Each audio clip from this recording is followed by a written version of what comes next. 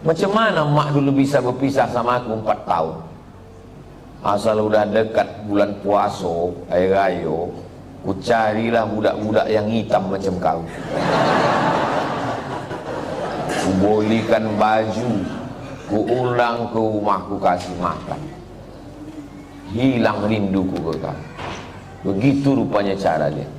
Saya dulu tak tahu mau jadi apa. Tak terpikir saya akan tabligh akbar, tak ada.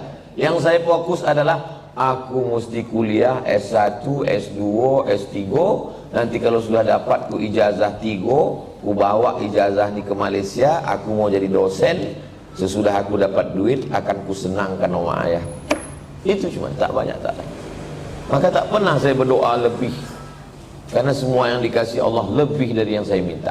Saya minta cuma S1, S2, S3, dikasihnya saya profesor. Saya cuma mau minta jadi dosen di Malaysia. Sekarang di mana aja saya bisa mengajar.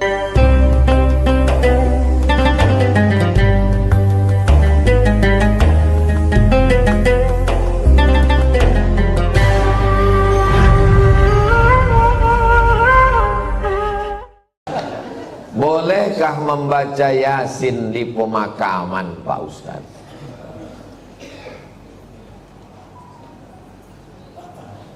Kata Imam Nawawi, meninggal tahun 676. Nama kitabnya Riyadhus Shalihin min kalami Sayyidil Mursalin.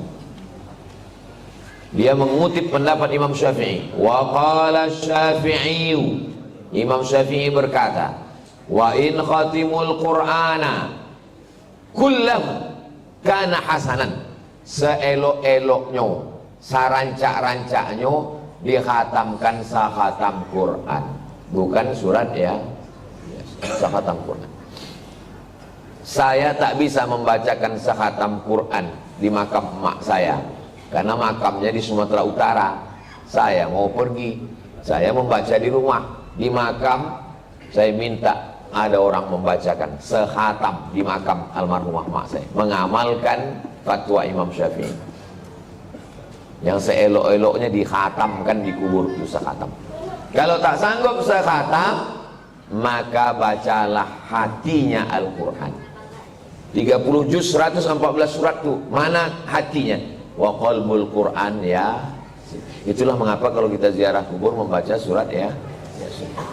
Ada 3 hati.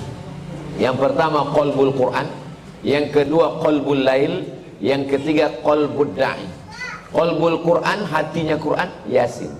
Qalbul lail, hatinya malam, sepertiga malam, jam 2. Qalbul da'i, hati orang yang berdoa ketika tahajud. Berjumpa 3 hati. Hati Quran, hati malam, hati manusia. Maka kata Imam Az-Zabidi dalam kitab Syarah Ihya Ulumuddin, mungkin terkabul doa kalau ketemu 3 hati. Maka bacalah surat Yasin pada saat tahajud malam. Habis itu berdoa kepada Allah. Apa kata Imam Ibnu Katsir tentang surat Yasin? Ma quri'a fi amrin asirin illa yassarahullah. Kalau dibacakan kepada perkara yang sulit, yang susah, dimudahkan Allah. Maka kalau saya ziarah kubur, saya baca Yasin, Al-Fatihah, Qul huwallah 3 kali, Al-Falaq sekali, An-Nas sekali, pangkal Al-Baqarah sampai wa ulaika humul muflihun, ayat kursi, ujung Al-Baqarah lillahi mafis 3 ayat. Habis itu tahlil afdhalu dzikri fa'lam annahu la ilaha illallah. Habis itu hadiahkan pahalanya. Ya Allah, sampaikanlah pahala bacaan nang ku baca iko kepada almarhumah amak, almarhum ayah, atuk, nenek, muslimin muslimat yang ada di makam ini. Allah maghfir lahum warhamhum sampai habis. Itulah yang saya ajarkan ke anak saya, ke keponakan saya. Saya kalau balik ke kampung ziarah, saya bawa anak keponakan, saya baca, saya kasih tahu, aku membawa kau ke omak ayahku.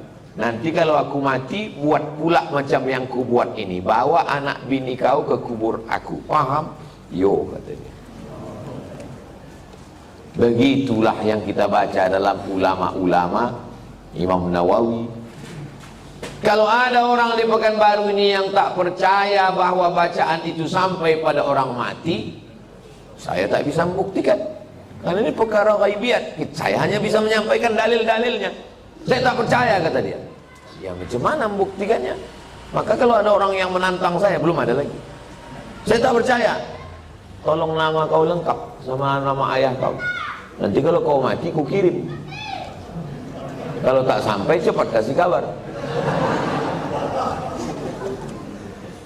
Ini kan masalah gaib. Kalau masalah gaib ini yang ditengok adalah dalil. Ana Rizki, khirijin min Ma'had Nuril Hidayah Bengkalis. Sa'usallimukum ya Ustaz. Kaifa ra'yukum law nastamir ad-dirasah al-aliyah lakim lan najid ridha min walidina. Nama saya Rizki. Khirijin jama', mufrad khirijun. Saya alumni dari Ma'had Nuril Hidayah Bengkalis. Sa'as'alukum, saya mau bertanya ke Ustaz. Kaifa ra'yukum law nastamir ad-dirasah? Nuwasil ad-dirasah. Laisa nastamir, nuwasil ad-dirasah. Bagaimana pendapat Ustaz kalau kita mau melanjutkan ke perguruan tinggi tapi orang tua tak setuju? Mau melanjutkan perguruan tinggi fil kharijid daulah, mau keluar negeri, tapi mak dia tak setuju. Saya ini adik beradik dua. Saya anak pertama, adik saya berdua cuman. Laki-laki dua-duanya. Tak banyak anak mak saya. Jadi waktu saya lulus mau ke Mesir, berat dia mau lepas saya.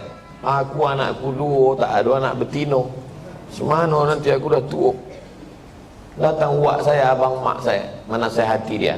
Harimau mati meninggalkan belang, gajah mati meninggalkan gading, manusia mati meninggalkan hutang. Harimau mati meninggalkan belang, gajah mati meninggalkan gading, manusia mati meninggalkan nama. Kalau kau tahan somatnya di celah ketiak, beginilah cuman dia. Tapi kalau kau lepaskan diri belajar, jadi orang dia, mengajar dia, mengalir pahalanya sampai hari kiamat. Betul cakap buat saya. Sampai hari ini di mana aja saya tausiah, pahalanya mengalir ke makam almarhumah mak saya. Maka ibu-ibu yang sayang ke anak, bukan kalian siapkan anak dalam kelambu, bukan kalian suapi, lepaskan dia sejauh mata memandang. 4 tahun aku tak balik. Kenapa tak balik? Ongkos mahal. Sampai terpikir juga di kepala, jangan-jangan aku anak angkat, anak adopsi, balik. Sampai akhirnya 2017 saya daftar S3 ke Sudan. Waktu itu umur mak saya sudah 70 tahun. Saya suruh Muhammadiyah. Saya bilang, mak, saya mau mencoba dia, kuat tak dia. Mak sekarang udah 70, di rumah ini sendiri. Aku mau S3 ke Sudan. Nanti kalau S3 ini 2 tahun aku di Sudan tak balik-balik. Apa kata dia? Pergi kau ke Sudan sampai doktor baru kau balik. Kalau aku mati-matilah, yang penting mengalir pahalanya. 70 tahun umur mak saya. Sampaikan video ini ke mak kau. Kalau tak mau juga dia nerima, tahu mak apa itu. Ibu kalau sayang sama anak, lepaskan dia sejauh mata memandang.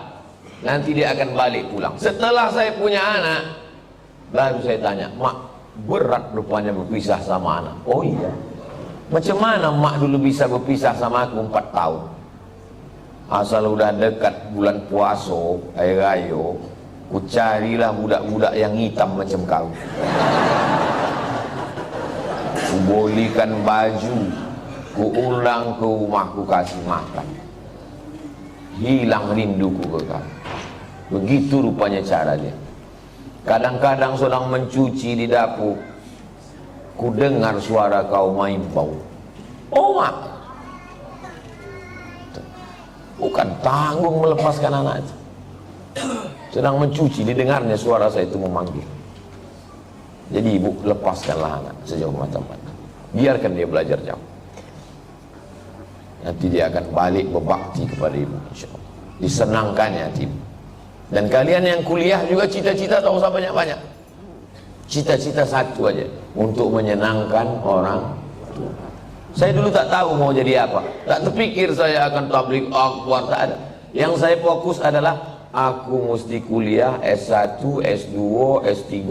Nanti kalau sudah dapat ku ijazah 3, ku bawa ijazah ni ke Malaysia, aku mau jadi dosen. Sesudah aku dapat duit, akan ku senangkan oma ayah. Itu cuma, tak banyak, tak lain. Maka tak pernah saya berdoa lebih, karena semua yang dikasih Allah lebih dari yang saya minta. Saya minta cuma S1, S2, S3, dikasihnya saya profesor. Saya cuma mau minta jadi dosen di Malaysia. Sekarang di mana aja saya bisa mengajar. Diminta di Universitas Sabah, diminta di Universitas Malaysia. Saya bilang, rektor, saya tak sanggup untuk mengajar per semester, saya mesti keliling. Saya datang 6 bulan sekali ya, 6 bulan sekali pun jadilah Pak Ustaz. Jadi setiap 6 bulan sekali saya datang kuliah. Bahagiakan orang tuamu, lepaskan anakmu wahai bapak ibu. Sejauh mata memandang di hari petang dia akan pulang. Dia tahu di mana letak sarang. Mati kalian mengalir amal jariahnya insyaallah. Walaupun nampaknya jawaban ini untuk mak ayah dia, tapi video ini ditonton oleh ayah-ayah, mak-mak yang akan melepas anak. Karena pulang kami dari sini nanti, kami akan melepas 50 anak Riau yang akan berangkat ke Al-Azhar Kairo, Mesir. Seminggu yang lalu saya di Makassar melepas 50 anak Makassar yang akan berangkat ke Mesir. Orang tuanya saya nasihati, anak-anaknya juga saya nasihati, supaya orang tua melepas anak. Karena kalau kita tahan anak kita ini, siapa yang akan melanjutkan dakwah ini? Saya tak mau anak saya sekolah agama, nanti kurus macam Ustaz Somad. Saya ini kurus bukan tak makan.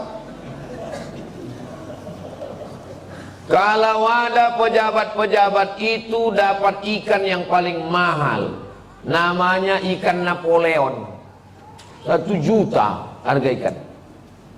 Ada bupati, ada kapolres, ada dandim, ada kepala dinas.